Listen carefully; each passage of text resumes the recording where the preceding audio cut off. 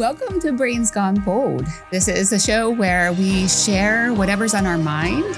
Sometimes we talk about things that even we wouldn't expect. We certainly step outside of our comfort zone. And I am Maria. And I'm Jeanine. We're happy to have you here with us. We are. Today, what are we talking about today, Jeanine? I think we're going to talk about being bold and what that means. Where did we come up with that topic? Well, it's in the title. It's important to set the stage, I suppose. It is. It is. So what do we mean when we say brains gone bold? What does that mean to you? Oh, what does it mean to me? Well, I said stepping outside of our comfort zone. For sure. I'm going to start with just telling you and whoever happens to be listening here. Me. I'm nervous. Yeah. I don't know why exactly. I've spoken in front of big audiences. I have been a leader, but this is nerve-wracking to me. My palms are sweating. My heart's racing a little bit. I feel a little jittery. So, sometimes if you just speak it, it kind of gets a little better. Yes. Is it getting better? Not really. I think it's a good point. I need That's more time. being bold. Thank you for telling us. That's why I'm telling you. I'm trying to be bold out of the gate. Yes. But what it means to me, in all honesty, is doing things that are brave. I know brave and bold don't necessarily mean exactly the same thing, but for me, it's about being brave, stepping outside of your comfort zone, not doing the expected all of the time. So what about you? I just want to acknowledge one thing. It is so important to note that if you looked it up in the dictionary, we probably have a very different definition, right? So it might say one thing, but you feel one way about it. I feel another way about it. And bold for me is not just stepping outside of my comfort zone. It's being willing to, it's kind of that integrity thing, like when nobody's watching. And so bold is being willing to say the things that need to be said, even when everybody else is saying something different. There's that, there's a picture of like all of these white geese, and then there's a black one right in the middle. Yes. And it's that kind of moment to me is bold. It doesn't mean being loud, although we can be, or I can be. Yes, you can. It doesn't mean, speaking when everybody else is, quiet. It means something different for each person. And so for me, we do tend to get in our head. That's where that brain comes in. And so taking that moment and going, I'm going to step outside of my own brain and just say the thing. That's for me bold. I like that definition. I can relate to that. So many of us just keep our thoughts inside because we're afraid of what others are going to think or the outcome of it. So what's one thing that you want to start with? What's something you want to get out of your head? Oh, Maria, there's so much. I actually am thinking about yesterday when we were sitting there in that bar, which was a really great little wine bar. And it was very quiet. It was very... Working, by the way. We were working, but it was very quiet. And we really enjoyed that. We were able to talk about things that we wanted to talk about. Yes. And then this whole crowd of rowdy people came in and kind of not only destroyed our experience, but also we couldn't really hear each other anymore. And yes, I know it's a bar, but we picked it, or I picked it because I knew kind of the vibe. I've never had where there's these loud crowd. And we talked for a while, like, do we move? What do we say? Yeah. Do we say anything? Do we just get up and leave? Like, is that too rude? Like, what do we do? And then we went, let's be bold. Let's just move. We want our experience to be our experience. And so we did. Yeah. And we got a round out of it, although we didn't take them up on it. Right. But, sometimes that bold thing really is the simple thing, but we tend to overthink it. And so getting out of our brain and just going, why wouldn't we just move? We're grown-ass women. Let's just move. We don't have to make a big deal of this. Let's just get up and go. Yeah.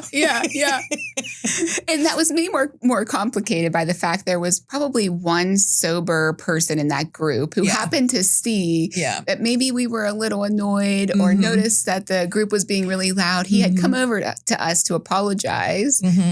Right before we were making the decision about whether or not to move. And then we're like, oh, now this makes it more complicated. Right. Because if we get now up and they've move, talked to us, it's going to really show that we're leaving because we're moving because of them. Right. And we were, but so what does it matter? Yeah. Right. These we are didn't want to impact their fun either. Yeah. Yeah. Right. So it all So worked funny. out for the best.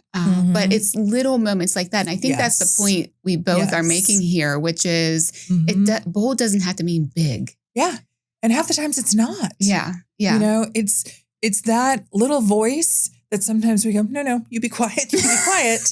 Instead of going, I should speak up for myself. Yeah. And even if it just means moving, like I'm not saying anything to them. Yeah. Of course, our moving said something to them. It did. But, you know, it's okay. Yeah. It's okay to claim your space and move if you need to. It's okay. Why do you think being bold, whether it's my definition or yours or anyone else's, why does it feel so scary? Like I mentioned, I'm super nervous, it's getting better, by the way. Good. Good. I'm glad to hear that. You know, why? And why was it scary for us to just move our seat? And what is it that we're so worried about what others think of us? I mean, you've said this to me a lot. Like I think about other people and my impact on other people. And so I tend to think about the space that I occupy probably more than I should. And I don't want to impede on others. And truthfully, I think it's because of the way I was raised. You know, I was raised in a house where my dad was very clear that children should be seen and not heard. Very clear about that. When they had people over, my sister and I were relegated to our bedrooms. And, you know, that's where we stayed. We did not come out when the adults were, you know, talking. And, you know, we ate before they all came over and then we were in our rooms and expected to be quiet. And so that kind of plays in. And then when we would go to restaurants, you know, sometimes you see kids today kind of moving around and walking around the restaurant or standing up on the bench and like turning around and looking. Unheard of. Like we would, but first of all, our little fannies would have been swatted. Yeah, right. But second of all, you know, we just would have never even thought to do that because you just sit there. Like the fact that we were at a restaurant in itself, because in the 70s, again, how old I am, but in the 70s, you didn't really go out very much as a family. You ate at home and mom cooked and whatever. And so being able to be in a restaurant was like a big deal. And so we didn't want to ruin it. Yeah. Like, wow, we went out. And so I really think that some of that, you know, let's be quiet and stay to yourself is a learned behavior that I got, you know, and some of it I think is respect maybe, you know, which I don't want to say that being bold means you're not respectful. But that's the way it kind of played out throughout my life. And as a grown woman, I feel differently. I do think that I have a right to the space that I occupy. I have a right to, if I'm not happy about something, you know, say it. Like, I don't want to be a complainer either. But sometimes, you know, there's things that you should speak up about. Yeah. Stand up for yourself. I think for me, the important part is the differentiator that you, or the definition that you shared about the word bold not meaning loud. For me, I do think there's a big element of that in how I show up with other people. I also have a very strong distaste, I'll call it, for loud people. Why do you like me then? You're appropriately loud. Thank you. Most of the time. If that is the best compliment I received today, I will take it. And I think it comes back to, you use the word respect, which is what prompted me to say this, respect for others around me. Right. I also really appreciate, and I hope this doesn't sound the way I don't want it to sound, but I appreciate a certain level of class. Yeah. And so as an example, when we were in the wine bar last night and that group came in, there were several women in the group, even the men, of course, very distasteful conversation, very loud, distasteful conversation. Yeah. And it just really turns me off. Yeah. There was definitely an element that makes me uncomfortable. And you know me well enough to know that I curse like a sailor. And so for me, it wasn't appropriately. Right. In appropriate audiences. Right. You know, I don't curse at my team. I don't curse at people. It's typically an adjective that I use. And you're not out there in public saying, F this. You know, you're not doing that. But it wasn't even the cursing for me. It was the topics that they were discussing that to me crossed the line of tasteless. Yeah. And you know what? Again, they were having such a good time though. Mm-hmm. And so us moving was as much about me needing to be able to hear you as it was, I didn't want to damper their fun because he kept on feeling like he had to go turn around and make sure we were okay. That wasn't his job. Like I appreciated it. Yeah. But, be part of the fun group and we'll be part of the boring group. We can take care of ourselves. We're good. We're going to go over here. We're good being boring. Yeah. And so I agree with you. The class piece does stand out. Like I would hate to think that somebody is sitting somewhere talking about me and my behaviors. Like there was this woman and she was, and as I say it, there's also something to be said about having no filter. I was just going there. Right? Yes, I was just going there. It's really interesting because for me, there is a line. Mm-hmm. It's so important to partly not care what others think of you. Yeah. But it's important too to care about what others think of you. It's both. And I struggle with that as a mother. As a mother, I struggle with that. And years ago, I started thinking about the fact when we are young and we're growing up and we're in school, we spend all of this time trying to fit in with others. And then we get done with school and we try to find a job. And what happens when we try to find a job? We have to stand out. Right. We have to be different. In a good way. We have to be unique. In a good way. Yes. Right. We have to be unique. So how do I as a mother teach my son that, I just don't even know how to begin with that because I haven't mastered it myself, that line between not caring and being myself versus caring because I have to. It's so huge. And case in point, being a business owner, which you can relate to as well, which is, I have to be cautious of what is the reputation of the business, what is my reputation as it relates to the business. And so there's a lot of legs to this. There are. There are. And it's interesting because I agree with you about the being authentically yourself. What does that look like? And do you want to be brash? I mean, you and I had this discussion about the word bawdy. That it's one of my favorite words. I find it so naughty in some ways. It is naughty, which is why I told you not to use it. Well, and no, you told me to use it in a description for this. But I find the word bawdy so titillating. Like it's one of those things that's like, oh my gosh, Okay. And so it's cute in that thing. For those listening or watching, by the way, just in case you don't know this word, because I did not before Jeanine taught it to me, the word is bawdy. In case you've not heard it, feel free to look up the definition because I had to. And Jeanine is the only person in my life who's ever used it. And I said, I don't think so. And I'm fine with that for sure. I get why. I appreciate learning the new word. Yeah, I'll think one for another day. Yeah, and just keep teaching you stuff. It's not a curse word. It's not a bad word. Don't know if it's a classy word or not. Interesting. I don't find the word itself a lack of class. And, when you think of burlesque dancers, they are bawdy. Right? Okay. And so, but they're not strippers. To me, that's the line between, I'm not offending, I hope I'm not offending any strippers out there, right?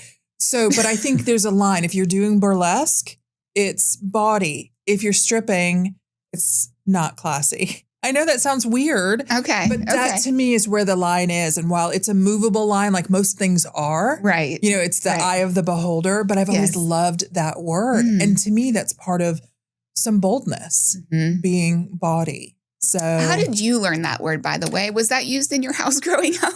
Probably not. I don't think that my mom or dad were calling people, she's a bawdy young woman. Like I don't ever think that happened. I will say I've known it for a very long time. Like I remember in my early 20s, my group of friends, we would talk about things being a little bawdy and we meant it as, it's a little naughty, but it's not the over the line kind of stuff. And so I've always found it to be just a really fun descriptor word. I do not find occasion to use it as often as I would like. Well, you've just used it several times here today, so you're welcome. I have. Thank you so much. Do you think that bawdy and, am I saying it correctly? Yeah. Okay. Bawdy and bold go together? I do. Okay. I do. Also. Yeah. It's going to depend on the time and the place. Okay. I would not necessarily, although a topic that we talk about could potentially bring us into that bawdy region. But for me, when I think of bawdy, it's some people can be bold with their, not necessarily their bodies, but certain language around their bodies or how we talk about, like, I'm not embarrassed or ashamed to talk about sex with my girlfriends, but I'm not going to, go to my church and on the pew, talk to the person next to me like, oh, so how's your sex life? Like that to me is like not appropriate. But with my girlfriends, having conversations about that's a bawdy conversation that can be bold because some people are so fearful and wildly uncomfortable about talking about sex. But like I said before, we're grown-ass women. Like, why wouldn't we talk about it? And so that's, for me, why bawdy is also bold. Okay. Thank you for that. That helps. Sure. Now I've got that song in my head. Let's talk about sex, baby. No.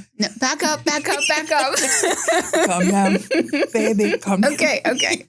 I do think in song lyrics. Okay. Yeah. Interesting. Yeah. We were just singing songs from Sesame Street, I think, last night. I thought it was Sesame Street. Apparently it's not, but that's okay. But they may have. Yeah. They may have. Very well. Yes.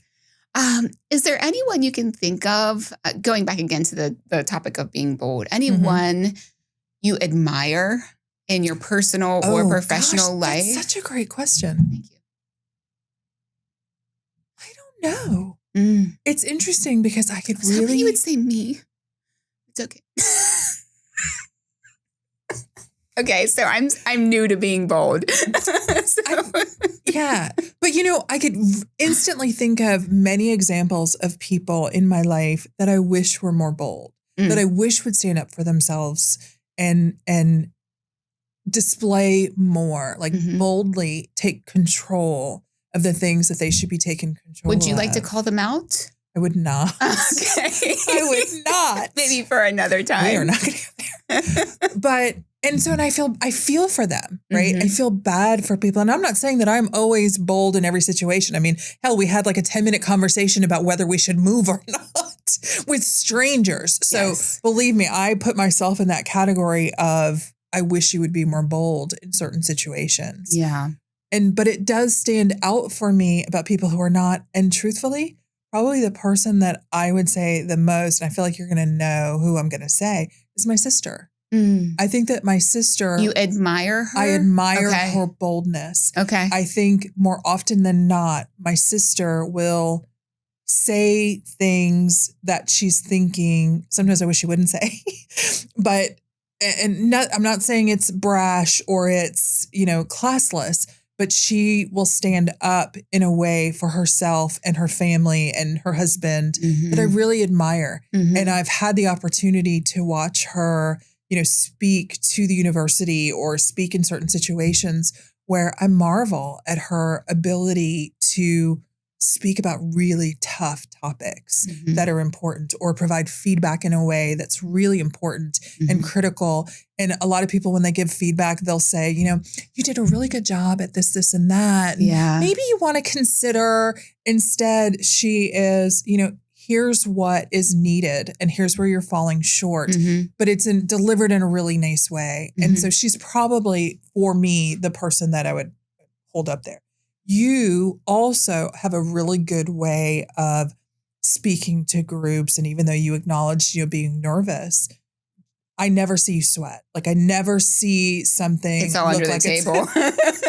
You look unflappable is honestly how you come across. And so there's a boldness in how you present words and the way you present a topic that is so appealing, and it's admirable because I can get into my own way in doing those things. And so, I would actually put you in there, not always, but when you're on stage, you do display a boldness in a way that is really admirable. Well, thank you for saying that. You're welcome. Appreciate that. But Absolutely. You've also seen the behind the scenes. I have. Which I never say this word, but it ain't pretty. No, she does not say that word. It is not pretty, right? I fret a lot beforehand and overthink and all of the things. And I am sweating as we're speaking here. I'm actually kind of cold.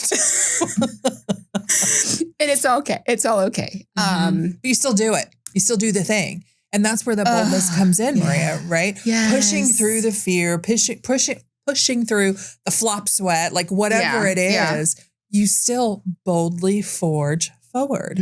And that's what it's about to me. You know what it just occurred to me is, for me, being bold is, or the things that I admire when I think about people that I do admire, and I don't even know that I have names right now, but I think more in traits. It's like a quiet confidence. You know, it's not loud, as we said. It's not just out there in your face. It's a quiet confidence. Yes. And for me, that's the spot that I want to be in and get to more often. Yeah. Which is just being comfortable in moving my seat when it's appropriate. Right. You know, and not worrying about it. Easier said than done, as we've seen. For sure. Yeah. For sure. I want to think more about that, though. Like, to think about the people in our lives that either model that quiet self-confidence or that, and I mean, sometimes in your face is important. I have a cousin who is an in your face kind of guy, and it makes me very uncomfortable.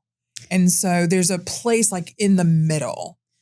So you just said that sometimes in your face is important. Can you share more about that? So, you know, when you get to a point, because I know it's always hard to believe that I can be on the quieter side, and especially new situations, and people can infringe on that really easily. What's that? You don't mistake my kindness for weakness kind of thing. Yeah. And so there's limits that for me, if that threshold is crossed, some people don't like the quiet voice. Like, I don't really like when you do that. Doesn't work. Where you have to be willing to go, I don't like that. Stop it. Okay. That's what I mean when I say in your face. I had an experience. So I used to travel quite a bit for a previous role, and I traveled a lot in Asia. And in Asia, in certain communities, closeness isn't a thing, right? You know, so people will invade your personal space. In America, personal space is a big deal. Okay. But in most other countries, or many other countries, I don't want to generalize, it's not. And so I was in this community, and I found myself surrounded by, and I was at a tourist kind of spot. And so I found myself surrounded by these men, and it was making me so uncomfortable because I felt like I'd positioned myself really well where there would really not be anybody. There's no need for anybody to be around me. Yeah. And then all of a sudden I was in this tight ball, and they were chattering. The men were chattering to each other. They were very friendly, and they were saying, like, they were speaking English, and they were speaking to me, but I just kept on feeling myself get more and more uncomfortable. And so I would like reshuffle my position, and I kept on doing that. And I knew it was never going to be appropriate for me to go, get out of my space. Like, it would never be appropriate. Not appropriate in your face at that moment. No, it wasn't. So I continued to jostle. And so knowing when it is culturally appropriate, you know, those things are important to me. Yes. And so it was just such an odd experience. And I think about that sometimes, like, because if you were in the US and that happened, you would have to get in somebody's face. Like, what are you doing? Like, back up. But they weren't meaning any harm by it. It was just cultural. I can't explain it differently. You're opening a can of worms to an extent here. I have so many thoughts that I want to come back to. No, it's not scary. I just, there's a lot that I think I want to explore with this at a later time. Okay. Yeah. Interesting. I had a thought that just went out of my mind. What was it? I wish I could get in there and let you know. Yeah, me too. That's the worst. I hate when that happens. Why do we have to get old? I don't know. You reminded me again not long ago, and now it's all I think about is the fact that I can't remember my words. I thought you were going to say, because you're so old, when I look at you, it reminds me. Yes. That's what it felt like you were going to say. I should have said that, yes. Yeah.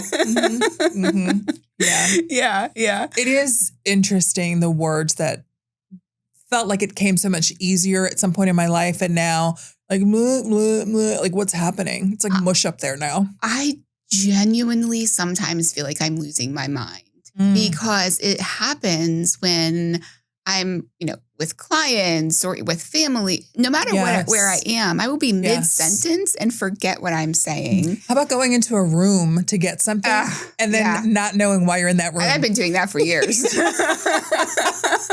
Picking up the phone to call somebody. I think that's called not being present. That's probably, I do think it's distraction. I remembered what I was going to say. Ooh. This is the good part is that oftentimes it comes back.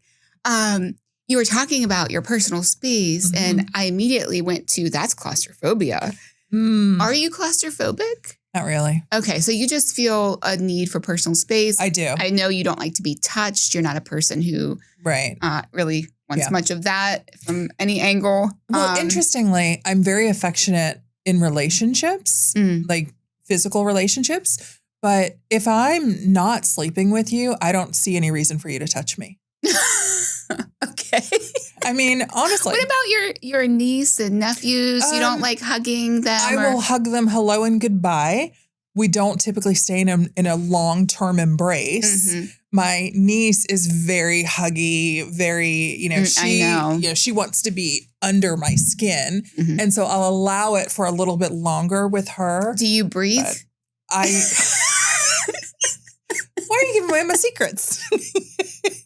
So I just learned before this show that Jeanine, when someone hugs her, she holds her breath. I do. So you have about a 30 to 60 second window that someone can hang on. There's no reason why a hug should be longer than that anyway. Valid. That borders on creepy. But yeah, my niece gets more hugs. And I will also admit, because I don't see my nephews as frequently as I would like, I probably hang on a little bit longer. And if they're in my vicinity, I may be touching them. Okay. So them, there are some exceptions. But yeah, no, I'm not. I mean, I didn't hug you when I saw you yesterday. Well, I have not tried to hug you because I know of that part of you. Yeah. And I'm not a huge hugger anyway. I'll do it because it's socially expected. But that's it. Yeah. When people start coming in for a hug and they're like, hey, I'm a hugger. It's, now I'm going to get irritated. It's okay. It's okay for them to be like, I'm a hugger. Well, I'm not a hugger. Yeah. But if I say I'm not. It's rude. It's rude. Right. As opposed to them not considering whether or not you want that. And I have from time to time reached my hand out to do a handshake and to create a barrier because I don't want to hug you. I have to hold my breath. So yeah, have you always been that way? I think so. Okay. I don't remember a time when I wasn't. Okay. My mom, when we were kids, we were always sitting on her lap and, and she to this day is still very huggy. Her and Katie are our huggers. My sister's not a hugger. We kiss when we see each other like, hello, but that's about it. Yeah. We don't go in for the hug. My brother-in-law is a hugger. And so I'll give him a hug and he gives really tight, good hugs. And my girlfriend, Jenny Ruth, boy, does she give the best hugs. She gives really good hugs. Okay. And so there's some exceptions and that's why they're memorable because I don't really hug a lot of people. Okay. So yeah, I think I have always been this way. Okay. Yeah. My friends send me memes about not being a hugger. Wow. Because I'm that much of not of a hugger. Yeah. Okay. Yeah. Okay. I'm glad I don't try to hug you. And so then. you said you're not a hugger. What does that look like for you? I don't know. And I don't really have a reason for it. Do you hug Vincent? I would love to hug Vincent. Yeah, but he's at that age. He doesn't really care for it so much at this point in his life. In this chapter of his life, he's a non-hugger. Yeah. Which kills me because he was always the most affectionate kid. Cuddling and hugging and it breaks my mama heart. But I do see some pieces of light coming in every so often where now he will let me hug him and I ask first. Yeah. And before he would just absolutely right. I would do you ever go, that. Mama needs a hug? So I try to not make it about me. Oh, interesting. Yeah. I try to approach it as, can I give you a hug? Okay. As opposed to, can I have a hug? Why? Because I don't want him to oblige because of my needs. I wanted you don't have that mom guilt that you give on people? I try not to do I thought that was like the biggest bargaining chip. I try not to do that. I'm not saying I'm always successful. Yeah. But when it comes to like body boundaries, that is a place that I want to be, which is I'm going to respect what you want. And even if I want to hug the hell out of you, I want to squeeze you tight as I can. I'm not going to do that unless you are okay with it, you know? So that's where, very sweet. I come at it from that angle. Yeah. At least I try to. What do you think about hugging at work? I don't like it. Yeah, I don't like it. I don't think there's any place for it. I don't either. I mean, you're talking to an HR person here. That's right. So. That's right. Well, good. I'm hugging glad at we're on the work same doesn't side. lead anywhere good. I mean, I've certainly worked through for a lot of years with people who are pretty huggy. Yeah. You know, in the leadership training industry where I first started working, a lot of hugging. Really? Yeah, it was really interesting because, you know, you get pretty deep with people on behaviors and whatever. And so it's a very interesting space. I don't think it's the same. I think it's gotten a little bit more stoic, but, you know, I've had like male bosses as a young woman, you know, wanting to do the hug stuff. And I found it super creepy. And so you just do the, you know, that lean in one where you try to not have any body part touch. And definitely hold your breath there. Yes, and definitely hold my breath. And so I feel like it's an awkward thing. You know, it's a business space. And yet I also believe in relationships at work. I think it's important to really create those relationships. And so, you know, where does that... You can have relationships without touching one another at all. So for sure. Yeah, I agree with you. Ooh, yeah. That's one of those things. How did we get here? I don't know. How do we get anywhere? This is totally off topic. Leads into something, you know, else. We took a left turn. That's what we do. You never know what you're going to get with us. Never know. Yeah. All right, so bring it back. Where were we? What do you want to bring it back to? Being bold again? Well, I'm not wearing glasses, so I can't look at anything. I'm going to have to rely on your brain. Yeah, we probably should wrap up for today. We've covered a lot. No? I mean, I think we can cover more or we can wrap. It's what would up you to like to talk about next? I don't know. I thought we had like another question on boldness that I felt like was a pretty good one. But if you think we've exhausted the topic, then we're good. I am happy to continue talking with you about anything you would like. I think, you know, there was one other thing, and we kind of got to it organically, which was, is there anything either recently or in the past that we want to share in terms of examples? So have you done anything that you felt was bold recently that can kind of further illustrate what we mean by this? Or are there things in your past or times in your life when you wish you had been more bold, and why? Why don't you start? I just wanted to be bold right there and just... That was rude. That was very rude. What's the question? Gosh. I know. I really don't have. I mean, for me, I would say there are a lot of times where I wish I had been more bold. If I'm thinking about big things, you know, I started a business. And that's a big thing. You left a company and started a business. Yeah. And in all honesty, I have no idea how that happened. I mean, I know the logistics of how it happened, but if I look back on 5 years ago, 10 years ago, was this ever on my bingo card? Absolutely not. Interesting. You know, it was not something that I ever, in fact, I likely would have said to you at that time, I actively would have said, I never want to be a business owner. Right. It's not something I ever aspired to. And now I can't imagine not, I am hooked. Yeah. I am hooked. I am thinking about other business opportunities. And I just I do not want to imagine going back to. Not being the one to call the shots. I love that. I love the fact that you took a leap. You took a leap of faith, a bold move to leave something that was fairly secure and go into the unknown. I mean, that's as bold comes. Mm-hmm. So that's a pretty good example. I do think it's an example, though, of how sometimes people need to be stretched to a point where they make decisions that they otherwise wouldn't have. Right. Because they really need to.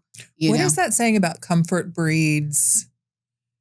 Like when you're comfortable, you don't. Yeah, you're not innovative. You're not changing. You're not growing. I don't remember what it is, but it's basically sameness. It breeds sameness. I'm with you. And just changing it up in such a significant way. And I think, I think we can both say that we've done that recently. Mm-hmm. And to your point, I think I used the term yesterday. If I had to go back, it would crush my soul. And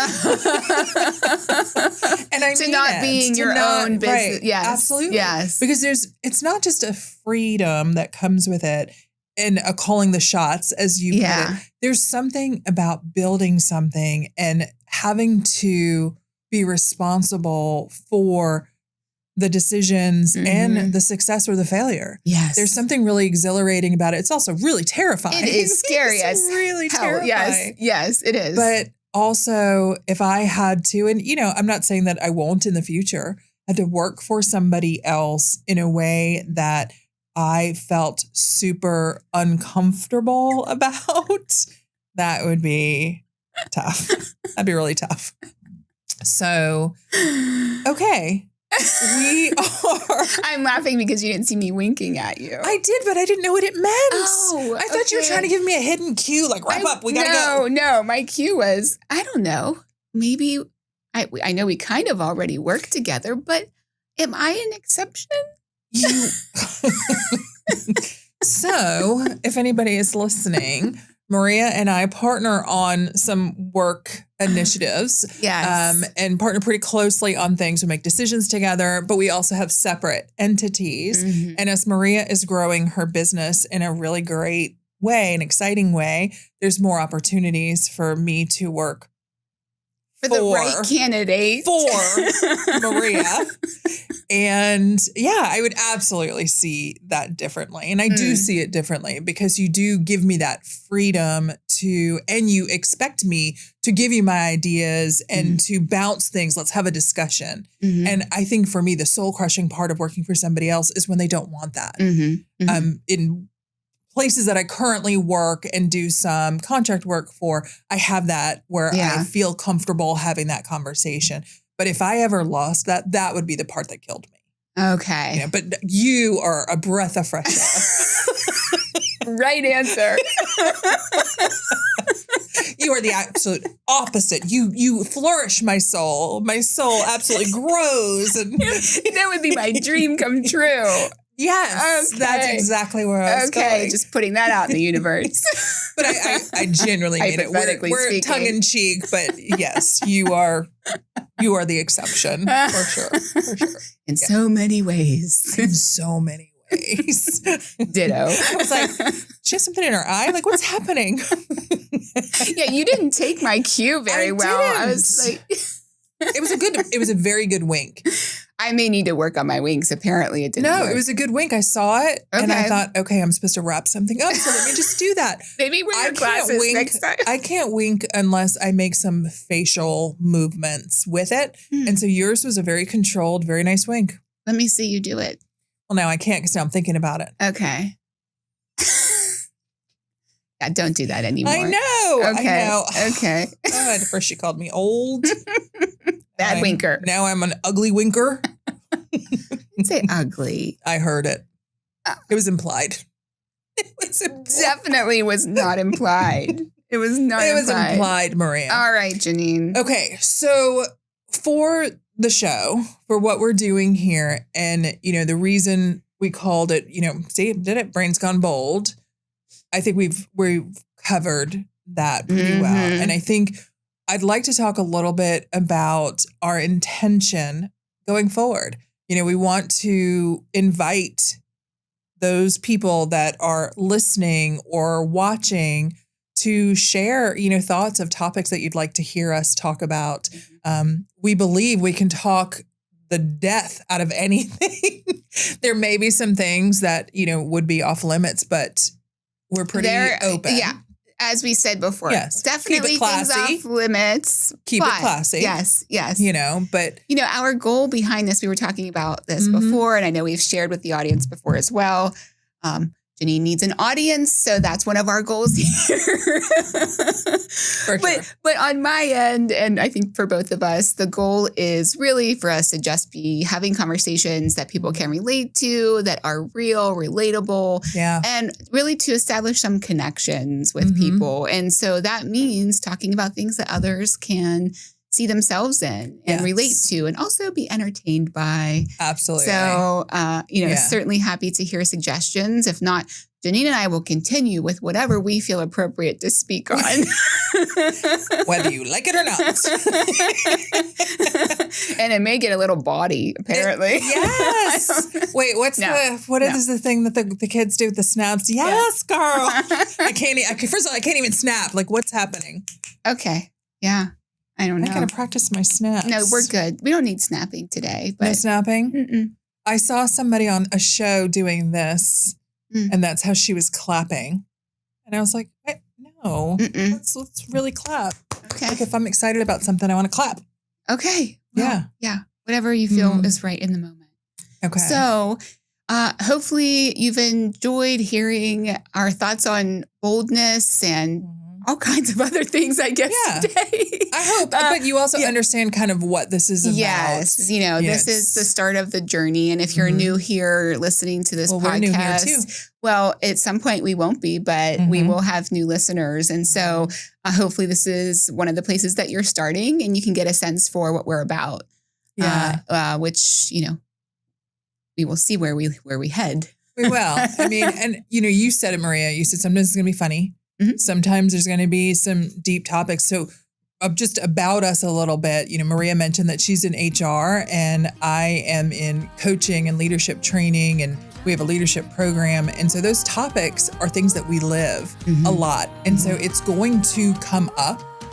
We're not trying to be a work podcast, but there are work things that happen. And I always say to people, you're with the people that you work with during your waking hours more than you are with your family. And so it bleeds in, people. And so there's going to be times that, we're having those conversations. And I think they're important conversations to have. Yeah. So, absolutely. We have opinions just like everybody else. It'll be a mixed bag. Mixed bag for sure. Yes. So I'm going to say any final thoughts? No, I was just going to say, for those listening or watching, thank you. If you feel like you want to be on this journey with us, we hope you do. Please like and subscribe. Please do that. And we will see you next time for more Brains Gone Bold. Thank you again, guys. See you next time. Bye-bye.